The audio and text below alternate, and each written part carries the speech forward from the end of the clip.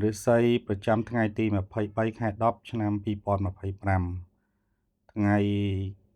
ឆ្លូវមកជាមួយនឹងឈើដកហៅថាថ្ងៃគោឈើហើយហេងចំពោះអ្នកដែលមានធាតុត្រូវការគឺធាតុឈើនិងធាតុដីតម្លៃឆ្នាំមានឆ្នាំជូតឆ្នាំរកានិងឆ្នាំម្សាញ់ហើយឆ្នាំទាំង3នេះប្រសិនបើត្រូវជាមួយនឹងធាតុឈើឬក៏ធាតុដីគឺហេងនៅក្នុងថ្ងៃទី23ខែ10នេះចំពោះឆ្នាំឆុងមានមមេនេះកើតនៅក្នុងឆ្នាំ1979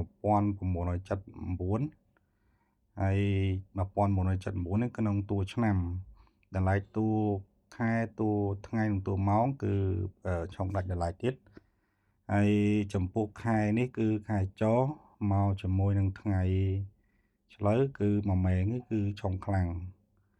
ហើយចំពោះគូស្នេហ៍របស់មួយមេនោះគឺមមីគេហៅឆុងនិយាយដើមលៀបពោឲ្យទោសហ្នឹង